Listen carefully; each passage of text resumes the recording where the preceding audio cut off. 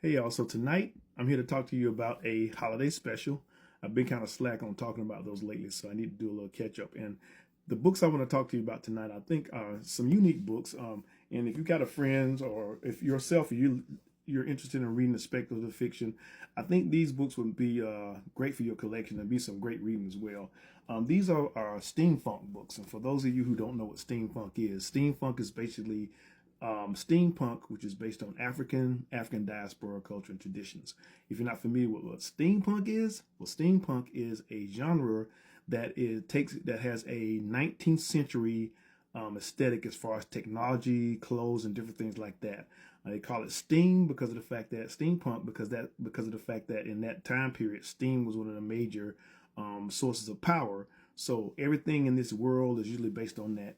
Traditionally, it's usually based on European Victorian things, but when we take steampunk, we do it a little different. Matter of fact, my first funk anthology was steampunk, and it kind of started the funk thing. But these books I want to tell you about tonight are the Timbuktu combo. That's From Here to Timbuktu and La Rosa de Matanza. These both are like action adventure books that take place in the alternate history world of Fredonia.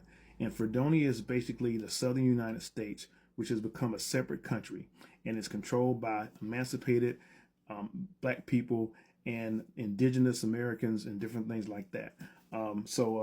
In this first book, it's actually, again, like I said, an action adventure. My main character, Zeke Culpepper, is a bounty hunter that is hired by a wealthy Fredonian to find a book that was stolen from him. The book was stolen from him by a warrior named Farmer Aketa because the book originally comes from his homeland. And he's getting the book to bring it back because it has secrets that they don't want the rest of the world to know. In the process of him doing that, the book is taken from him by a Prussian general who feels like there's technology in this book that will make Prussia the most powerful country in Europe. So Zeke and Farmer combine forces and go after the book together, and that's what From Here to Timbuktu is all about. The sequel to that is La Rosa de Matanza, which focuses on Zeke's love interest.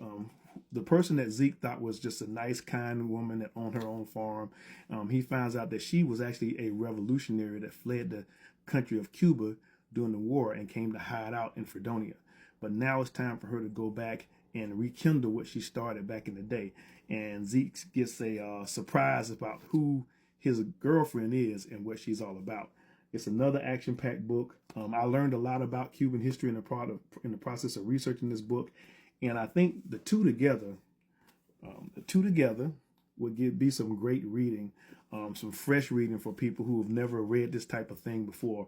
And and both of them are great books, so I think you should check them out. So I've got 4 combos available, so it's first come, first serve. So go to my website, type into the search the Timbuktu combo. It'll pop up. Purchase it. You want to get it this week because, you know, shipping is getting crazy now, holiday season.